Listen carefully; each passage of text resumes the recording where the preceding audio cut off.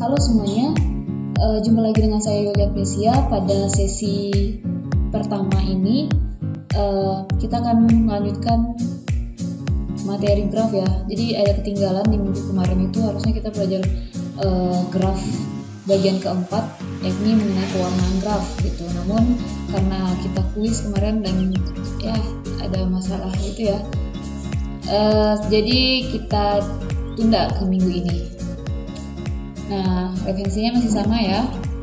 Untuk subtopik yang akan kita bahas di graf bagian keempat ini adalah mengenai pewarnaan graf, lalu mengenai bilangan kromatik, dan aplikasi dari pewarnaan graf itu sendiri. Nah, pewarnaan graf pada kesempatan kali ini, jadi pewarnaan graf itu ada dua macam ya. Ada pewarnaan pada simpul, ada pewarnaan pada sisi. Nah, namun pada kesempatan kali ini kita hanya akan membahas pewarnaan graf pada simpul saja. Nah, apa itu pewarnaan graf pada simpul? Yakni pewarnaan graf ya dengan memberi warna pada simpul-simpul graf tersebut, sedemikian sehingga dua simpul yang bertetangga itu tidak mempunyai warna yang sama atau dia mempunyai warna berbeda. Itu ya, syaratnya simpel sekali ya. Kita memberi warna pada simpul-simpul graf, namun simpul yang bertetangga itu tidak boleh warnanya sama. Nah, bisa dilihat di contohnya seperti ini ya. Ini simpul yang bertetangga itu berarti dia dihubungkan oleh sebuah sisi. Nah, jadi untuk simpul yang dihubungkan oleh sebuah sisi itu warnanya harus berbeda. Di sini terlihat bahwa pada sisi yang saya warnai ini warna simpulnya hijau dan merah. Nah, pada sisi yang ini simpulnya merah dan kuning. Jadi semuanya berbeda. Nah, itu juga dengan graf yang kedua ini. Di sini, nah ini kenapa ini boleh Bu? Nah ini kan dia dekatan nih Bu. Nah dia dekat, tapi dia tidak bertetangga. Tidak ada sisi yang menghubungkan dia. Makanya warnanya boleh sama. Itu juga dengan hijau yang ini, atau biru dengan biru yang ini, gitu ya. Namun biru dengan si merah ini tidak boleh sama gitu, karena dia ada sisi yang menghubungkan dia. Seperti itu ya. Nah, untuk bilangan kromatik itu sendiri yakni menyatakan jumlah minimum warna. Jadi warna paling sedikit yang kita gunakan untuk mewarnai suatu peta atau graf. Jadi peta di sini bisa juga dengan sebutan graf sebenarnya. Nah, simbol dari bilangan kromatik itu sendiri adalah ini nih, apa ya bacaannya? Sebut aja XG gitu ya. Nah, seperti inilah lambangnya. Nah, suatu graf G mempunyai bilangan kromatis atau kromatik K. Nah, itu lambangnya nanti seperti ini, XG sama dengan K. Artinya apa? Jadi ada K buah warna yang mewarnai simpul di G tersebut. Minimal K buah warna. Kita bisa lihat contohnya di samping ini ya, graf ini. Katanya bilangan kromatiknya ada 5. Artinya apa? Ada 5 warna minimum untuk mewarnai simpul pada graf ini. Kurang dari 5 gimana? Nggak bisa. Kalau misalnya kurang dari 5, misalnya 4 aja gitu ya, pasti akan ada 2 simpul yang bertetangga warnanya sama. Makanya nggak bisa 4. Minimum harus 5. Itu maksud dari bilangan kromatik. Nah, di sini warnanya apa aja? Hijau, merah, kuning, biru, dan putih. Seperti itu ya. Nah, di sini ada bilangan kromatik untuk graf kosong atau lambangnya N kecil ya. N dengan indeks N kecil. Nah, bilangan kromatik untuk graf kosong ini adalah 1. Nah, kenapa 1?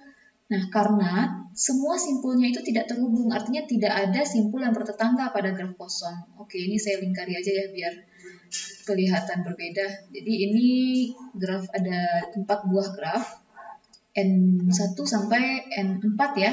Nah, di sini jadi karena simpulnya di sini tidak ada yang bertetangga, karena tidak ada sisi yang menghubungkan simpul-simpulnya, otomatis kita bisa mewarnai setiap simpul ini dengan warna yang sama gitu. Contohnya saja ya, misal kita warnai aja ya ini.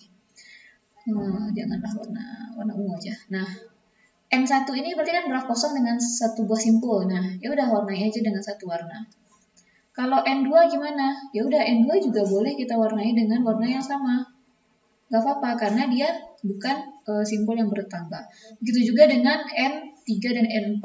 Oke, boleh pakai warna lain juga boleh. Jadi hitungan warnanya itu ya untuk satu buah graf ya. Nah, ini bisa kita warnai ya dengan warna yang sama. Nah, ini juga boleh dengan warna yang sama. Jadi ini ada 4 buah graf. Ingat ini adalah 4 buah graf. N1 bilangan kromatiknya berarti gimana cara nulisnya tadi? G-nya ada 1. Begitu juga dengan N2, N3, dan N4. Nah, untuk graf lengkap atau disimbolkan dengan KN, ya, bilangan kromatiknya ada N buah. Kenapa? Sebab semua simpulnya itu saling terhubung. Namanya aja graf lengkap ya. Artinya graf lengkap kita sudah pernah belajar bahwa simpul banyak sisi, banyak derajat untuk N buah simpul pada graf lengkap adalah N kurang 1, yang artinya ada N kurang 1 sisi yang menghubungkan si satu buah simpul dengan simpul yang lainnya. Nah, contohnya saja ini nih. Ini kan simpul 1 dengan warna ungu ya. Nah, ini dia akan memiliki tetangga sebanyak N kurang 1 simpul yang lainnya. Otomatis karena dia punya sisi atau dia bertetangga dengan semua simpul yang lainnya selain dirinya, pada graf tersebut otomatis warnanya harus berbeda.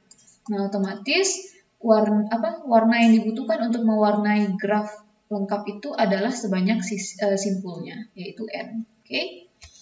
Nah, ada juga bilangan kromatik untuk graf bipartit atau dengan lambang KM, N. Nah, banyak bilangan kromatiknya atau bilangan kromatiknya adalah 2. Kenapa 2? Karena kita tahu sendiri bahwa graf bipartit itu adalah graf yang bisa dibentuk melalui 2 buah himpunan simpul, ya kan? Dengan himpunan pertamanya itu selalu punya hubungan ke simpul yang di V2. Nah, ini V1, ini V2, ya kan? Nah, namun untuk setiap simpul pada V1 atau di setiap simpul pada himpunan masing-masing himpunan bagian itu tidak saling terhubung gitu. Makanya karena dia tidak saling terhubung satu sama lain, kita bisa warnai dengan warna yang sama. Nah, karena dia cuma terhubung ke simpul pada himpunan yang lain, yaitu V2, maka mereka berdua harus beda warnanya. Seperti itulah ya. Lalu untuk bilangan kromatik graf lingkaran, nah ingat ya graf lingkaran itu graf dengan derajat 2, nah contohnya ini nih. Nah, ini kan graf lingkaran berapa nih? Ada 6 ya, berarti ini C6. Nah, untuk bilangan kromatiknya itu sendiri, kalau simpulnya ganjil maka 3 yang kita butuhkan warnanya. Kalau simpulnya genap 2 gitu. Ya, karena kalau misalnya ganjil ini genap ya. Kalau genap kita bisa selang-selingi aja warnanya, misalnya ini merah, ini putih, ini merah, ini putih, ini merah, ini putih. Udah beda semuanya. Tapi kalau misalnya ganjil, misalnya tambah nih sini satu lagi. Nah, kalau misalnya ganjil, ini kan udah merah, putih, terus merah lagi kan di sini. Nah, merah ini bertetangga nih dengan merah ini, makanya di sini harus warnanya beda. Misalnya di sini warna biru, seperti itu. Makanya kita butuh 3 warna. Lalu ada juga bilangan kromatik untuk sembarang pohon. Nah, ini pohon kita kalau udah lihat video pohon, berarti pohon itu dia tidak punya sirkuit, tapi dia merupakan graf juga ya sebenarnya. Nah, dia juga punya bilangan kromatik. Bilangan kromatik untuk pohon itu adalah 2, gitu. Nah, untuk graf-graf lain, selain graf yang sudah disebutkan tadi, itu tidak bisa kita nyatakan secara umum bilangan kromatiknya berapa. Nah, ada perkembangan teorema mengenai pewarnaan graf, tepatnya di bilangan kromatik ya. Teorema pertama bilang bahwa bilangan kromatik untuk graf planar, ingat ya, graf planar itu adalah graf yang bisa dibentuk menjadi graf bidang gitu, atau graf planar tidak bisa dibentuk menjadi graf tanpa ada perpotongan antar sisinya. Nah, Jadi untuk perkembangan pertama ditemukan bahwa bilangan kromatik untuk graf planar itu selalu kecil sama 6. Lalu ditemukan lagi, oh kecil sama 5. Terus ditemukan lagi kecil sama 4. Nah ini yang terbaru. Nah kecil sama 4, penemuan bahwa bilangan kromatik untuk graf planar kecil sama 4 ini ditemukan setelah mencoba. Nah jadi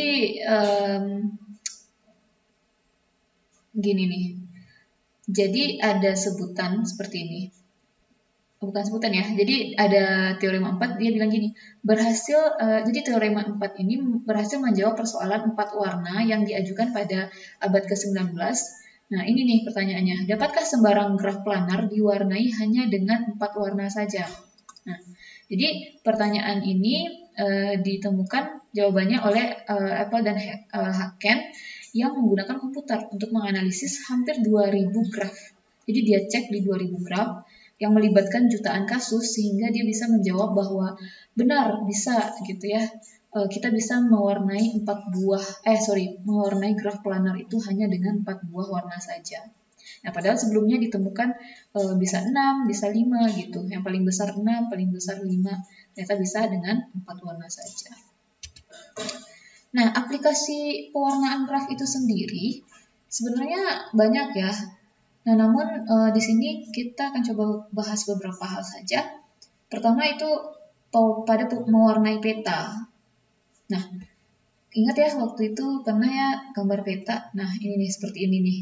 Ini peta Afrika ya, benua Afrika dan sebagian Eropa dan Asia Tengah ya. Barat. Nah, di sini kita bisa lihat bahwa setiap daerah ya kan yang bertetangga, misalnya nih Nigeria dengan siapa ini. Nah, atau terserah ini dengan ini aja. Nah, dia beda warnanya. Nah, terus atau kita bisa pilih juga ini kayaknya apa ya?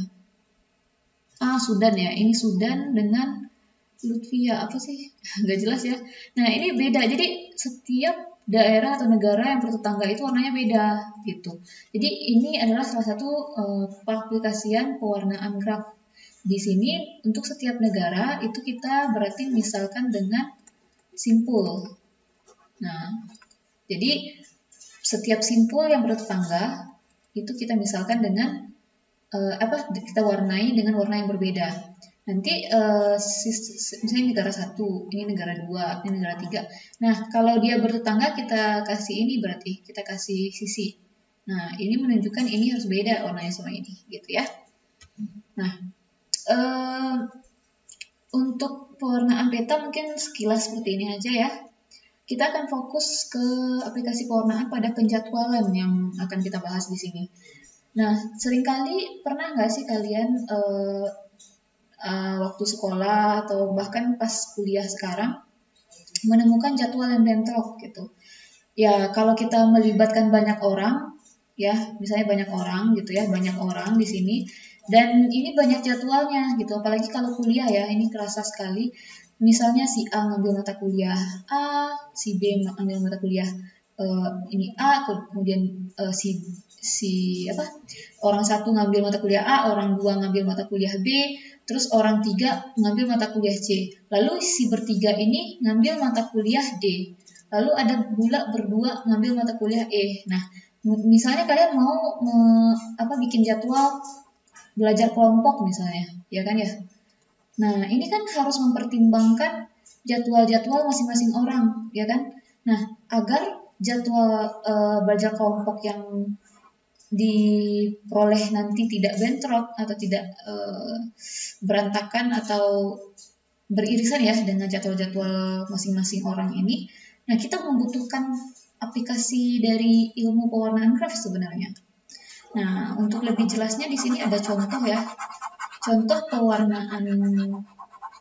kasus di mana ada 8 mahasiswa 1 sampai mahasiswa 8 mengambil 5 mata kuliah. Nah, yaitu mata kuliah A sampai E. Dan mata kuliah ini nanti pasti akan ada ujiannya kan ya.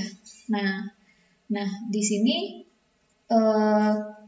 permasalahannya adalah berapa paling sedikit jumlah hari yang dibutuhkan untuk menjadwalkan ujian dari kasus-kasus ini. Jadi 8 orang ini pasti nanti mengambilnya itu ada yang beririsan, ada yang tidak, seperti itu ya. Nah, jadi berapa hari paling sedikit yang kita butuhkan untuk menjadwalkan ujian 5 mata kuliah tersebut agar gitu ya semua mahasiswa dapat mengikuti ujian mata kuliah tanpa bertabrakan waktunya dengan jadwal ujian mata kuliah yang lainnya. Nah, di sini ada contohnya itu kalau angka 1 di sini bisa dilihat ya tabelnya ini. Ini ibaratnya kalau dibikinkan ke matriks juga bisa ya, matriks bertetanggaan.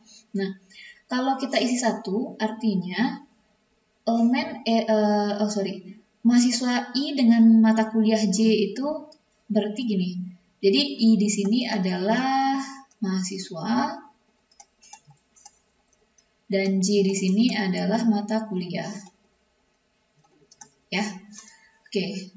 Kalau kita kasih angka 1 artinya apa? Mahasiswa 1 mengambil mata kuliah B. Seperti itu ya. Nah, mahasiswa 2 mengambil mata kuliah B.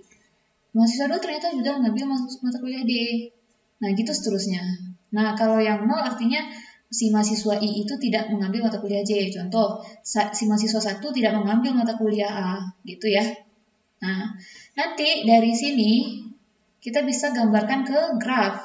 Nah, bisa direpresentasikan ke graf. Ini sudah dipelajari juga ya caranya. Nah, caranya itu kita memisalkan simpul sebagai mata kuliah. Nah, misalnya nih mata kuliahnya ada A, B, C di sini, D, dan E. Lalu sisinya itu adalah simbol bahwa ada mahasiswa yang mengambil kedua mata kuliah tersebut. Nah, jadi contohnya seperti ini nih. A dengan B, ada nggak mahasiswa yang mengambil mata kuliah A dengan B? Ada. Maksudnya A dengan B ada, kita garis. Kemudian A dengan C ada juga, gitu. Ada juga, gitu. B dengan E ada juga, ada. Jadi kayak ibaratnya tuh gini nih. Nah, bisa dilihat bahwa untuk mata kuliah A dengan B, itu ada berapa mahasiswa yang ngambil nih? Nah, mahasiswa 4 itu ngambil mata kuliah A dengan B, ya kan? Nah, lalu mata kuliah A dengan B dengan C misalnya. Adakah mahasiswa yang ngambil mata kuliah B dengan C?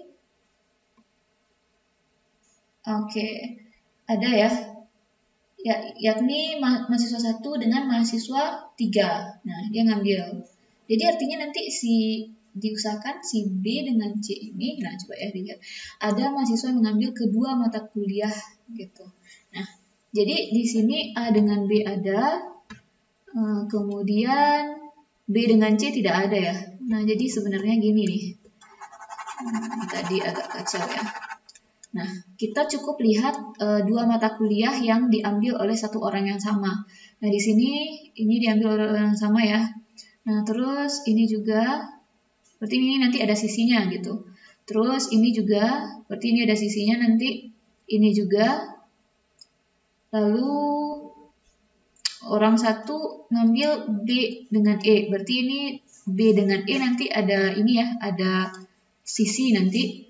Kemudian orang 2 satu dengan D. Nah, berarti B dengan D nanti ada sisi. Lalu orang 5 itu satu dengan D dengan B dengan D, berarti nanti ada sisi juga. Terakhir orang ke-7 itu ngambil mata kuliah A dengan C, berarti A dengan C nanti ada sisi. Nah, sehingga kita perolehlah bentuknya seperti ini. Nah, itu ya. Di sini kan tidak ada nih sisi dari B ke C. Ya, karena apa? Karena untuk B dengan C ternyata tidak ada mahasiswa yang mengambil seorang mahasiswa yang mengambil mata kuliah B dengan C berbarengan, nggak ada kan? Di sini nggak ada, makanya nggak ada sisi di sini, gitu ya. Nah, paham ya untuk membuat penggambaran sisinya ini. Nah, lalu apa langkah selanjutnya? Nah, karena artinya ada orang yang mengambil mata kuliah A dengan B, dan kalau ada sisi ini maksudnya artinya apa? Hari untuk mengadakan ujian mata kuliah A dengan hari mengadakan ujian mata kuliah B harus berbeda. Ya kan? Karena kalau sama, otomatis seseorang yang mengambil 2 mata kuliah ini akan ujian di hari yang sama, artinya bentrok gitu ya, di waktu yang sama lebih tepatnya. Makanya kita harus kasih warna yang berbeda untuk hari-hari ini, mata kuliah ini. Nah, jadi asalkan ada aja sisinya, maka warna kedua simpul ini harus berbeda. Kenapa? Karena artinya ada seorang mahasiswa yang mengambil 2 mata kuliah ini secara berbarengan, gitu. Bisa ya, paham ya? Nah, makanya di sini pewarnaannya nih, warna merah itu diwarnai di sini ya. Harusnya bukan A-nya ya yang diwarnai. Ini nih, ini kita warnai merah. Lalu karena merah ini diambil berbarengan dengan B, maka kok merah sih? A gitu ya. Maka si B itu harus kita warnai dengan warna yang lain. Warna biru misalnya. Nah, lalu karena biru juga diambil berbarengan oleh seseorang mahasiswa dengan mata kuliah, bukan biru ya, B gitu, diambil berbarengan dengan mata kuliah E, maka si E ini harus dikasih warna beda juga. Nah, apakah boleh merah? Boleh aja. Kenapa boleh merah? Karena kan A dengan E di sini tidak diambil berbarengan oleh seorang mahasiswa. Nah, makanya boleh kita warnai dengan warna merah. Nah, artinya waktu ujian mata kuliah A dengan E boleh nanti sama gitu. Nah, lalu selanjutnya A dengan C. Nah, si mata kuliah C ini boleh nggak berbarengan dengan A ujiannya? Nggak boleh. Kenapa? Karena ada seorang mahasiswa yang mengambil mata kuliah A dengan C berbarengan. Nah, artinya ini harus diwarnai dengan warna yang berbeda. Nah, kenapa boleh warnanya biru? Karena mata kuliah B ini tidak diambil berbarengan dengan C oleh seorang mahasiswa. Tidak ada seorang mahasiswa yang mengambil 2 mata kuliah ini dengan satu waktu gitu. Nah, kemudian terakhir untuk D. Nah, D ini dia hanya diambil berbarengan dengan mata kuliah C serta mata kuliah B. Otomatis dia tidak diambil berbarengan dengan mata kuliah A dengan E. Nah, makanya kita bisa tulis atau warnai dengan warna merah gitu. Nah, pertanyaannya sekarang loh, kenapa harus warna merah? Boleh nggak di sini warnanya hijau gitu? Ya boleh aja sebenarnya. Mau warna hijau pun juga boleh. Misalnya kita mau di sini hijau, kan beda juga gitu kan ya. Tapi ngapain kita buang-buang waktu ya nggak sih? Maksudnya di sini kan yang ditanya adalah banyak waktu paling sedikit, ya kan? Nah, banyak waktu paling sedikit atau banyak hari paling sedikit yang akan digunakan untuk ujian. Makanya kita nggak usah buang-buang hari lagi, nggak usah si mata kuliah D ini dilakukan ujiannya di hari yang berbeda dari ujian AE dan BC gitu. Kita hanya perlu cukup pilih satu hari antara merah dengan biru gitu ya, yang tidak bentrok lah gitu. Ternyata dia tidak bentrok dengan warna merah. Nah, kalau biru di sini berarti nanti bentrok kan sama si C gitu. Itu yang namanya bilangan kromatik ya sebenarnya. Bilangan kromatik itu adalah warna paling minimum yang bisa kita gunakan untuk mewarnai graf gitu. Nah, tadi kalau hijau di sini kan jadinya 3 warna kan ya. Nah, berarti 3 ini bukan bilangan kromatik. Nah, justru yang bilangan kromatik itu adalah 2.